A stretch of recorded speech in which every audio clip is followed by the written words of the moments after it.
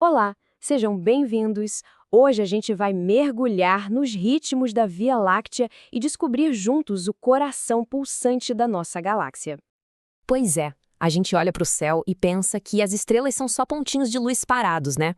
Mas a verdade é que muitas delas têm vidas super dinâmicas que estão sempre mudando e revelando os processos incríveis que acontecem lá no seu interior. Então, vamos lá. Vamos entender como é que observar essas mudanças nos conecta de uma forma tão direta com o próprio universo. É exatamente isso. Essa experiência meio que traz todo aquele drama cósmico, toda aquela coisa grandiosa para pertinho da gente, transformando o céu noturno no nosso próprio laboratório. E olha só que incrível essa imagem. Isso aqui é o que a gente chama de curva de luz. Pensa nela como um eletrocardiograma da estrela. Cada pontinho desses é uma observação, e o mais legal, muitas, mas muitas mesmo, foram feitas por astrônomos amadores. É uma história de mais de um século contada por gente apaixonada pelo céu. Beleza, mas afinal, o que são essas estrelas variáveis que fascinam tanto a gente há séculos? Olha, a história do estudo dessas estrelas é longa, viu? Começou lá em 1596 com uma única estrela curiosa. E de lá para cá foi uma escalada impressionante. De algumas poucas descobertas no século XVII, a gente pulou para dezenas no século XIX e hoje, hoje a gente conhece mais de 30 mil. E para estudar essas estrelas, a ferramenta principal é a tal da curva de luz. É um gráfico bem simples, na verdade. Ele mostra como o brilho da estrela muda com o passar do tempo. É olhando para ele que a gente descobre os padrões, os ciclos, basicamente a personalidade da estrela. E essas variações acontecem basicamente por dois motivos. De um lado, temos as intrínsecas. Aqui, a mudança vem de dentro da própria estrela, sabe? Ela pulsa, expande, contrai. Já do outro lado, são as extrínsecas. A causa, digamos assim, é algo externo. Pode ser uma outra estrela passando na frente, ou até manchas gigantes na superfície dela. E é aí que a coisa fica interessante. Pensa só, são milhares de estrelas mudando de brilho o tempo todo. É simplesmente impossível para os astrônomos profissionais darem conta de olhar para todas elas. E é exatamente nesse ponto que a ciência cidadã entra em campo. São os observadores amadores, com sua dedicação, que fornecem os dados que faltam, noite após noite, ajudando a preencher as lacunas e a desvendar os segredos da evolução estelar. E essa ideia não é nova, não. Lá no século XIX, o astrônomo Friedrich Argelander já tinha sacado isso.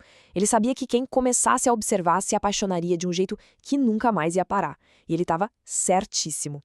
O resultado desse esforço todo é simplesmente impressionante. Hoje, o Banco de Dados Internacional da AAVSO, a Associação Americana de Observadores de Estrelas Variáveis, tem mais de 18 milhões de observações. E o mais incrível, a imensa maioria desses dados veio de amadores dedicados ao redor do mundo. Tá, mas e aí, como é que se começa a fazer isso? A melhor parte é que é muito mais acessível do que parece. Não precisa ser um profissional. O processo todo se resume a 4 passos bem simples. Primeiro, você escolhe uma estrela. Segundo, usa uma carta celeste para achar ela no céu. Terceiro, que é o passo-chave, você compara o brilho dela com o de outras estrelas por perto. E por último, você estima a magnitude da sua estrela e anota tudo. Olha só essa carta de busca. Ela é o mapa do tesouro do observador.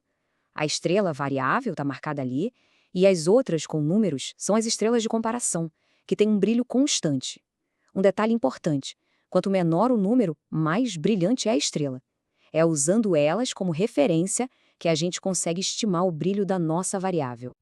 E o melhor de tudo, você não precisa de um telescópio gigante. Para centenas de estrelas variáveis, um bom par de binóculos já é mais do que suficiente.